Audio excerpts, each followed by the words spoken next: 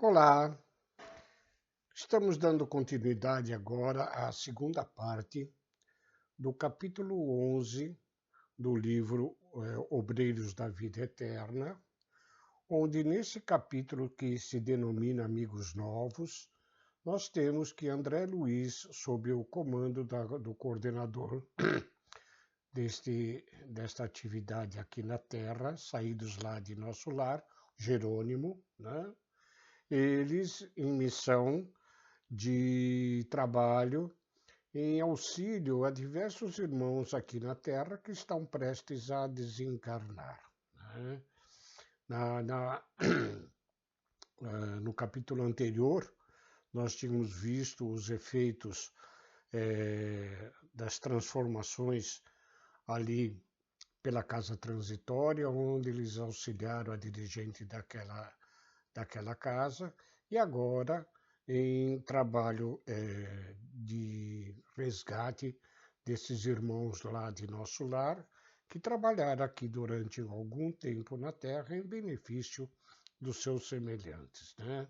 Então, os amigos novos, como nós já vimos na primeira parte, e agora nessa segunda, continua André Luiz a tomar contato com estes seres que estão prestes a desencarnar, ok? Então, André Luiz, na continuidade, diz o seguinte: saímos admirados com um exemplo entrevisto. Daí a instantes, Jerônimo conduzia-nos a confortável apartamento em moderno arranha-céu de elegante bairro. Entramos. No leito permanecia a respeitável senhora de idade avançada, com evidentes sinais de moléstias do coração. Cercavam-na atenciosas duas senhoras ainda jovens que cumulavam de discretos cuidados.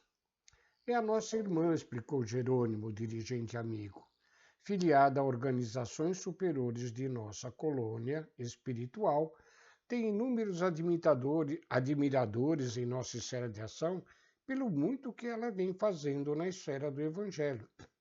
Permanece presentemente em serviço nos círculos evangélicos protestantes. Fez profissão de fé na Igreja Presbiteriana e, viúva desde cedo, consagrou-se ao labor educativo, formando a infância e a juventude no ideal cristão. Vejam aqui o amparo espiritual dirigindo-se a todos aqueles que trabalham no bem, né? Independentemente, como André Luiz mesmo vai afirmar daqui a pouco no nosso texto, independente de escolas religiosas, de tendências, de conhecimentos espirituais diversos, mas que todos aqueles que labutam na trilha do bem sempre são consagrados com o trabalho dos espíritos amigos superiores. Damos continuidade. Mais uma vez maravilhou-me a grandeza da fraternidade legítima imperante na vida superior. Não se buscava o rótulo das criaturas, não se cogitava em sentido particularista dos seus títulos religiosos ou sociais. Procurava-se coração fiel a Deus, ministrava-se amparo reconfortador sem qualquer preocupação exclusivista. O assistente Jerônimo aproximou-se dela, tocou-lhe a fronte, isso, tocou-lhe a fronte com a destra, e Albina, de semelhante iluminado e feliz ao contato daquela mão bondosa e acariciante, exclamou para uma das companheiras que a assistiam: Eunice, dá-me a Bíblia, desejo meditar um pouco. Oh, mamãe, respondeu-lhe a filha, não será melhor descansar? Graças a Jesus, a dispneia cedeu e a senhora parece tão bem disposta. Ah, minha filha, a palavra do Senhor dá contentamento ao espírito.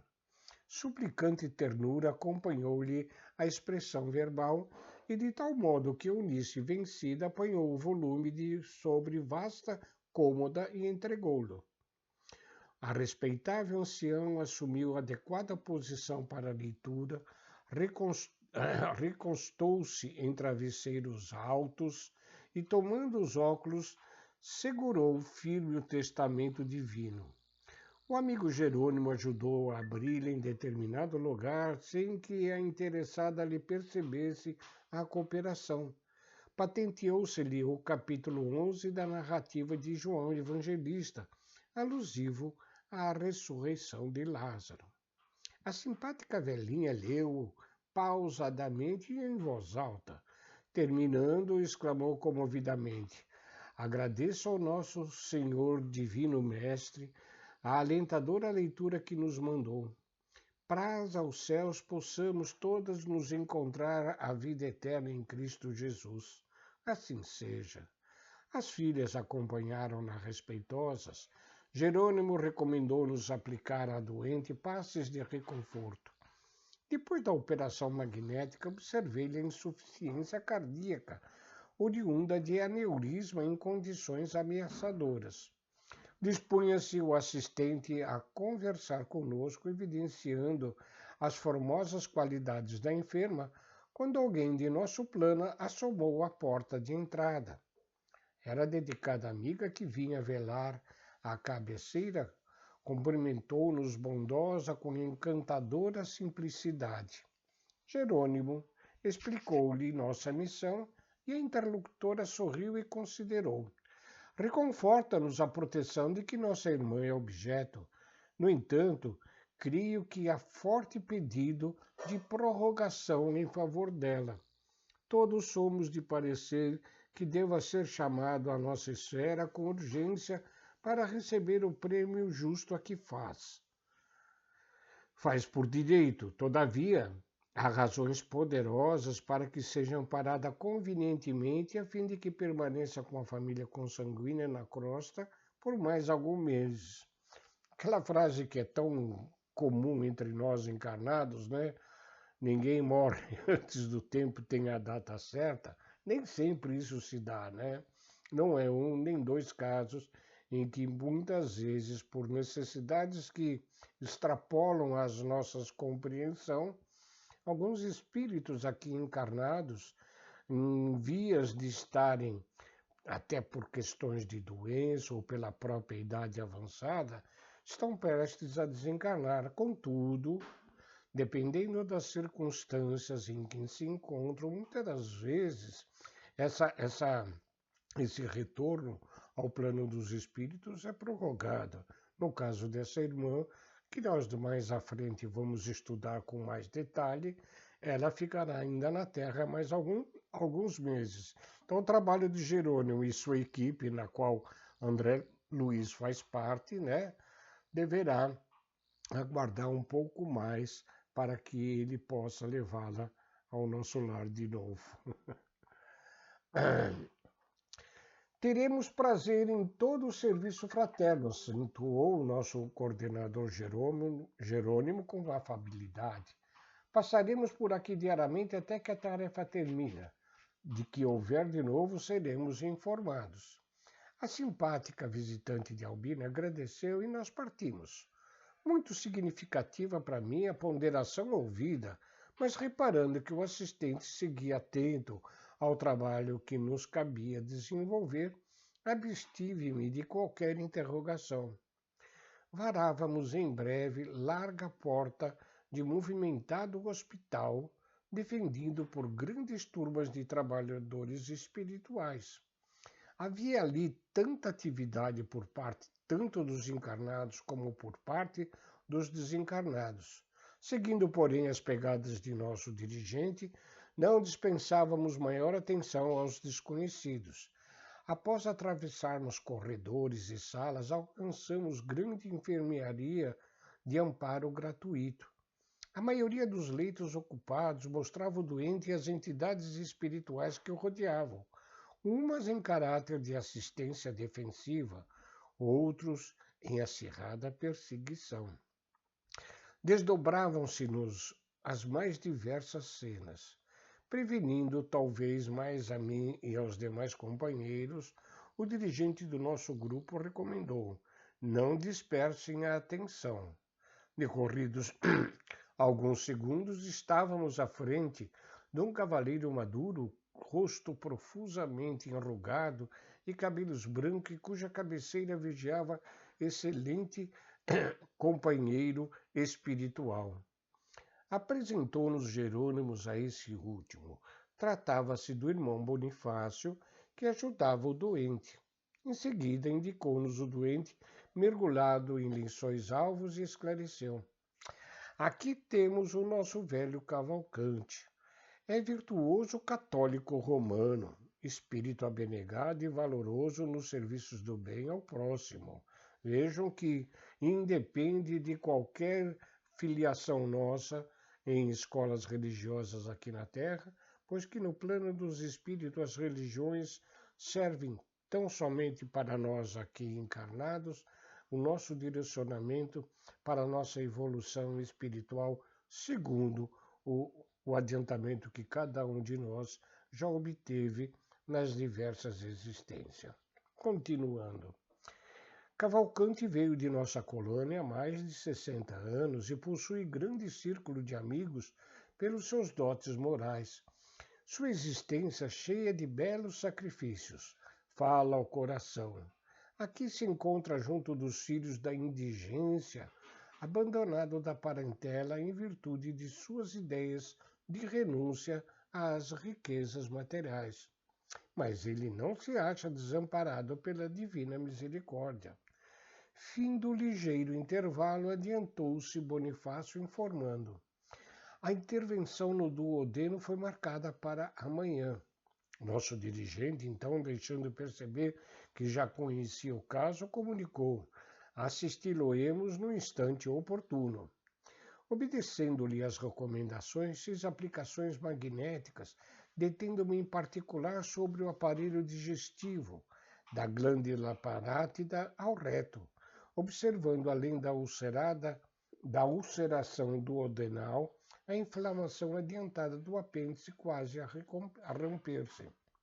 Notei, todavia, que Cavalcante era absolutamente alheio à nossa influenciação. Nada percebia de nossa presença ali, verificando que ele, apesar das elevadas qualidades morais que lhe ensornavam o caráter, não possuía ainda bastante educação religiosa para um intercâmbio desejável. Quando nas nossas crenças, de uma forma geral, não nos atentamos para a questão da comunicabilidade entre os encarnados e desencarnados, então nós como que fechamos a nossa mediunidade, atrapalhando a nossa ligação com os espíritos superiores que nos auxiliam. Claro é que a influenciação benéfica dos mentores, dos anjos guardiões, sempre estará afeta a nossa existência terrena. Mas quando por nossas crenças ou ainda pelos nossos entendimentos de acordo com o estado evolutivo, nós cerceamos essa possibilidade de comunicação com os desencarnados, a nossa mediunidade queda desativada por nós mesmos, ok? Relendo esse trecho, notei, todavia, que Cavalcante era absolutamente alheio à nossa influenciação. Mas a influenciação existe, a benéfica, inclusive. Nada percebia de nossa presença ali, verificando que ele, apesar de elevadas qualidades morais que o exortavam e o exornavam o caráter, não possuía bastante educação religiosa para um intercâmbio desejável, ou seja, a mediunidade. Dos quadros que havíamos observado naquele dia, esse era sem dúvida o mais triste. Além das vibrações do ambiente perturbado, e o operando não oferecia fácil ensejo à nossa atuação. Tendo tido dificuldade para mantê-lo tranquilo, dizia Bonifácio, inclinando-se para o assistente. Em vista dos parentes desencarnados que o assediam de modo incessante, não obstante os trabalhos de vigilância que garantem o estabelecimento, muitos deles conseguem acesso e o incomodam. O pobrezinho não se preparou convenientemente para libertar-se do jugo da carne e sofre muito pelos exageros da sensibilidade. E muito embora o abandono a que foi votado tenha o pensamento afetuoso e excessiva ligação com aqueles que ama, semelhante situação dificulta-nos sobremaneira os esforços. Sim, concordou o nosso coordenador Jerônimo, entendemos a luta. A deficiência da educação da fé, ainda mesmo nos caracteres de admiráveis, origina deploráveis desequilíbrios da alma em circunstâncias como esta. Conservar-nos-emos, porém, apostos como retribuição ao devotado amigo pelos obséquios inúmeros que dele nós recebemos. Quando nos despedimos, Bonifácio mostrou-se comovido e grato. Transcorrido escassos minutos, ganhávamos o pórtico de notável, simples e confortável edifício em que se asilavam numerosas criancinhas em nome de Jesus. Tratava-se de louvável instituição espiritista cristã, onde se sediava a compacta legião de trabalhadores do nosso plano. Bondoso ancião recebeu-nos afavelmente. Reconheci-o jubiloso. Achava-se ali Bezerra de Menezes, o dedicado irmão dos que sofrem. Aqui nós temos a presença do querido Dr. Bezerra de Menezes, médico na cidade do Rio de Janeiro, nos fins do século XIX, tendo desencarnado em 1900, ele atuante nas esferas aqui da Terra, perante todos aqueles que ainda sofrem, né? Em comovente reunião no plano espiritual com Celina, a preposta de Maria de Nazaré, convidando o Dr. Bezerra a subir a esferas mais elevadas, Dr. Bezerra declinou deste convite de Mãe Maria Santíssima, dizendo que enquanto houvesse lágrimas aqui nas terras brasileiras, ele permaneceria em auxílio constante a todos nós, né? Espírito virtuosíssimo, conhecido também como médico dos pobres, né? Atendia a todos quando encarnado e com certeza em espírito nos atende em todos os momentos de aflição. Ele conta com equipes numerosas de colaboradores que lhe atendem os seus desígnios. Abraçou-nos Dr. Bezerra de Menezes um a um com espontânea jovialidade. Ouviu as explicações de Jerônimo com interesse e falou sorridente. Já esperávamos a comissão. Felizmente, porém, nossa querida Adelaide não dará trabalho. O ministério mediúnico, o serviço incessante em benefício dos enfermos, o amparo materno aos órfãos dessa casa de paz, aliados aos profundos desgostos e duras pedradas que constitui abençoado ônus das missões do bem, preparavam-lhe as almas para esta hora. É de estranhar, talvez, para muitos, né, esta referência de Dr. Bezerra, né, os trabalhos de paz e amor que era se dedicada, aliada aos desgostos e duras pedradas que constitui abençoado ônus nas missões do bem. Ou seja, todos aqueles, infelizmente, no nosso planeta, na fase em que nós encontramos, de planeta de provas e expiações, né, nem sempre são muito bem-vindos os trabalhos dos servidores de Jesus na prática do bem incondicional a quem quer que seja. Muitas vezes colocam-se-lhes empecilhos em virtude de espíritos ainda ignorantes das leis divinas de amor, na dedicação daqueles que trabalham com Jesus na recuperação das almas que ainda necessitam e precisam e desejam evoluir.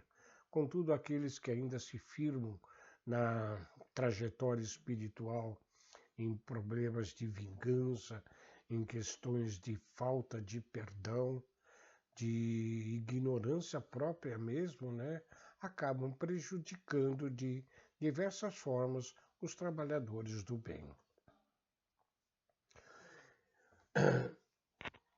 Ele mesmo tomou-nos a dianteira, Dr. Bezerra, conduzindo-nos a compartimento modesto onde a médium repousava.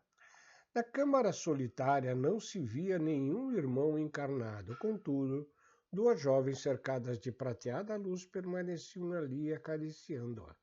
Acercamo-nos da enferma respeitosamente. Seus cabelos grisalhos semelhavam-se a formosos fios de neve, indicando-a, falou Dr. Bezerra contente. Adelaide sempre foi leal discípula do mestre dos mestres.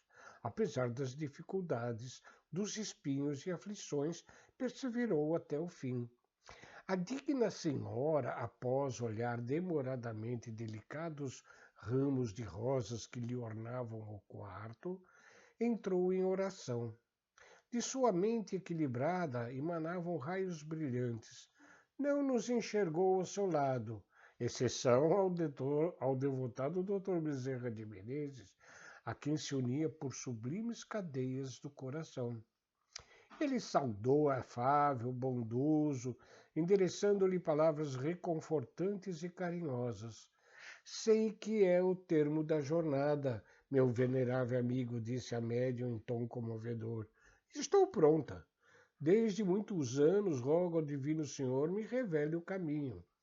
Não desejo adotar outros desígnios que não pertençam a Ele, nosso Salvador. Todavia, e ficou reticiosa. Ela não pôde continuar. Emoção profunda estrangulara-lhe a voz e logo após a reticência dolorida, copioso pranto começou a brotar-lhe dos olhos encovados. Dr. Bezerra acomodou-se junto dela com intimidade paternal. Afagou-lhe com a luminosa destra a fonte abatida e falou otimista. Já sei. Você, querida, pensa nos parentes, nos amigos, nos orfãozinhos e nos trabalhos que ficarão. Oh, Adelaide, compreendo seu devotamento materno à obra de amor que lhe consumiu a vida. Entretanto, você está cansada, muito cansada, e Jesus, médico divino de nossa alma, autorizou o seu repouso. Confie em ele, penas que ele confia a ele as penas que lhe oprimem o espírito afetuoso. Depõe o precioso fardo de suas responsabilidades em outras mãos. Esvazie o cálice de sua alma, alijando amarguras e preocupações. Converta saudades em esperança e desate os elos mais fortes, atendendo à ordem divina. Muitos trabalhadores no bem que se dedicam aqui de alguma forma a uma entidade religiosa ou a uma casa do tipo como essa, um orfanato ou asilos, né? Aqueles que se dedicam firmemente, quando chega a hora da partida, às vezes receiam de deixarem a sua obra de uma vida inteira, né?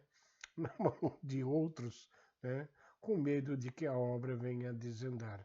O que de fato algumas vezes até pode acontecer, mas é preciso de que nós saibamos de que nós não somos os donos dos trabalhos aqui realizados na Terra.